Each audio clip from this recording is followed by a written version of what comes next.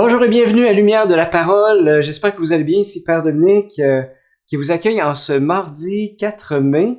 Alors nous mettons à l'écoute de la première lecture dans la liturgie tirée des Actes des Apôtres. Alors, lecture du livre des Actes des Apôtres. En ce jour-là, comme Paul et Barnabé se trouvaient à Lystre, des Juifs arrivèrent d'Antioche de Pisidie et d'Iconium.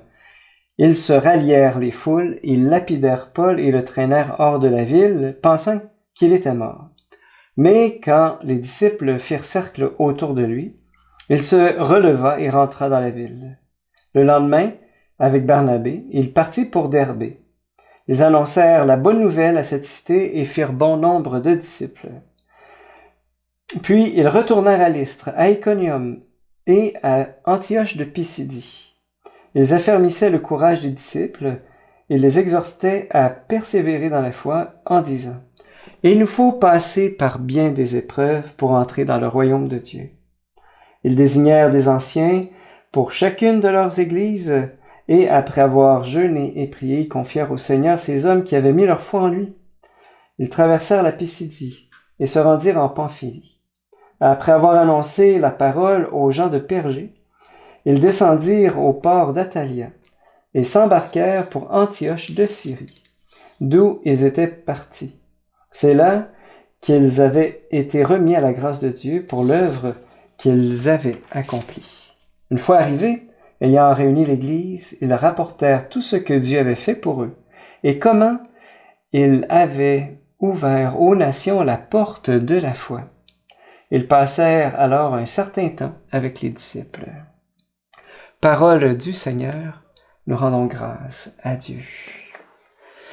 J'aime beaucoup ces actes des apôtres. Pour moi, on y voit vraiment Paul et Barnabé qui évangélisent. Puis on voit à quel point c'est pas une tâche de tout repos, parce que les Juifs, les Juifs qui n'ont pas voulu accueillir le Christ, ils les prennent vraiment comme des ennemis. Alors, les Juifs sont pas trop contents de voir Paul et Barnabé annoncer dans la personne de Jésus à la fois le Messie attendu et aussi le Fils de Dieu. Alors, il y a un détail qui passe comme un pet dans le vent, mais qui est lourd de conséquences, c'est qu'ils lapidèrent Paul et le traînèrent hors de la ville, en pensant qu'il était mort. Hey, ça me touche là, parce que je me dis, ça en prend quand même de l'audace pour faire face à une telle hostilité, se faire lapider parce que t'as parlé de Jésus. Avec des pierres, là. Tu sais, ça veut dire qu'ils ont tiré des pierres à Paul jusqu'à ce qu'il meure. Il est juste pas mort, mais il était assommé bien dur, tu sais, en pensant ils l'ont traîné hors de la ville en pensant qu'il était mort. A-t-on vraiment réalisé que suivre Jésus peut nous attirer des hostilités? Mais vous savez pas c'est quoi le pompon pour moi dans ce qu'on vient de lire, là?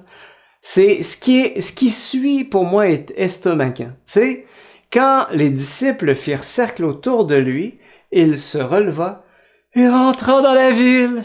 Il rentra dans la ville, là où est-ce qu'il avait été lapidé. Je me disais, hey, si c'était moi, écoutez, moi, je me serais enfui loin, tu sais. Je me suis dit, OK, ces gens-là veulent rien savoir. Bon, c'est beau, c'est correct, tu sais. Mais non, lui, il revient à l'endroit où est-ce qu'il a été lapidé. Je me dis, faut vraiment être des fous de Dieu, tu sais. Comment expliquer une telle énergie, une telle détermination, une telle persévérance? Pour ma part, je suis tellement sensible que quand j'ai souffert, moi, je reviens pas sur les lieux où est-ce que j'ai été blessé. Parce que c'est pas naturel, mais un peu comme, tu sais, quand on tombe à cheval, tu sais, il y a peu de chances qu'on remonte sur le cheval pour refaire du cheval après.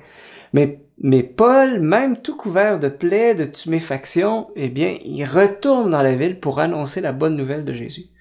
Puis à Lystre, à Iconium, à Antioche de Pisidie, Paul et Barnabé exhortent les disciples en disant « Il nous faut passer par bien des épreuves pour entrer dans le royaume de Dieu. »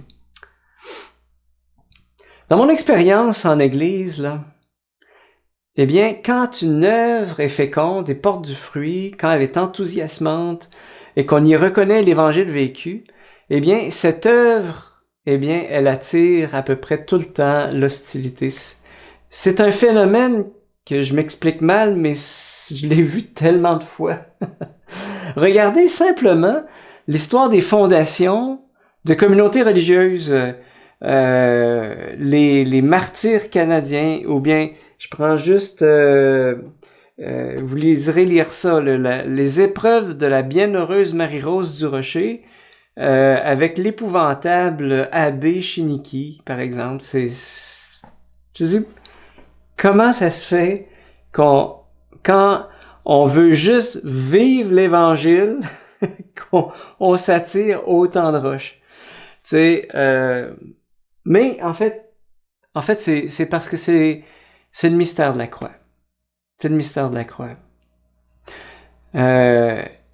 C'est une vérité difficile à entendre pour nous, mais la véritable fécondité missionnaire ne se trouve que dans la croix de notre Seigneur et Sauveur Jésus-Christ. Quant à moi, aujourd'hui, je préfère souffrir à cause de l'Évangile et porter du fruit que de souffrir de stérilité en raison d'une Église qui oublie son identité missionnaire. Je me dis, oui, Paul, t'as raison, il nous faut passer par bien des épreuves pour entrer dans le royaume de Dieu. Comment cette parole-là résonne pour toi aujourd'hui? Tu sais, l'idée qu'il faut passer par bien des épreuves pour entrer dans le royaume de Dieu, que quand une œuvre porte du fruit pour l'Évangile, bien, on se retrouve toujours finalement dans le mystère de la croix. Ça peut nous faire peur, et pourtant, Jésus est toujours avec nous, et c'est lui qui porte, à mon sens, la plupart du temps, le plus gros poids des croix qu'on a à porter, surtout pour l'annonce de l'Évangile. Demandons à Jésus qu'il vienne nous accompagner, et demandons la grâce, au fond, de cette fécondité missionnaire. Au nom du Père, et du Fils, et du Saint-Esprit. Amen.